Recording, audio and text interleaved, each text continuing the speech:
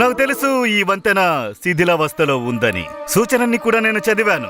అదేంటంటే అతిథులు నడవడానికి ముందుగా నేను వంతెనను పరీక్షించాలనుకున్నాను. అతిథులకు ఎలాంటి సమస్య కలగకూడదని నేను ముందు పరీక్షించాలనుకున్నాను. నేను పరీక్షించే సమయంలో సమస్య గురించి తెలిసింది. దాన్ని నేను స్వీకరించాను.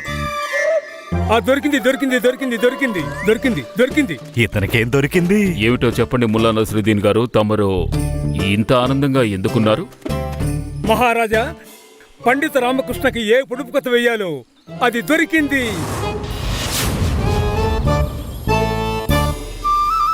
చచ్చాన్రో దేవుడా, పొడుపు కథ విషయం మర్చిపోయాడేమో అనుకున్నాను, కానీ ఇతనికి గుర్తుందే. ఆ వంతెన చూస్తున్నారు కదా, వంతెన. ఆ వంతెనను దాటాలి. ఓ అంతేనా? ఇది చాలా సులభం. ఇప్పుడే వెళ్ళొచ్చా? ఆగండి ఆగండి.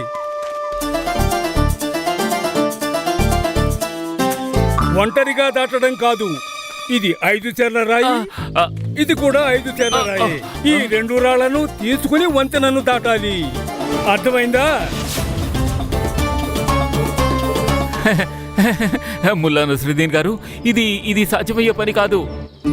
చూడండి, అక్కడ స్పష్టంగా రాసి ఉంది, ఈ వంతెన 66 కేజీల కంటే ఎక్కువ బరువుని తట్టుకోలేదు. నేనే అంతకంటే ఎక్కువ బరువుంటాను. పైగా ఈ విధంగా ఇంకా 10 కిలోలు ఎక్కువ తీసుకువెళ్ళడం ఇది సాధ్యం కాదు మహారాజా. అరే, అసాధ్యాన్ని సుసాధ్యం చేసేవాడు అతనే కదా పండిత రామకృష్ణుడు.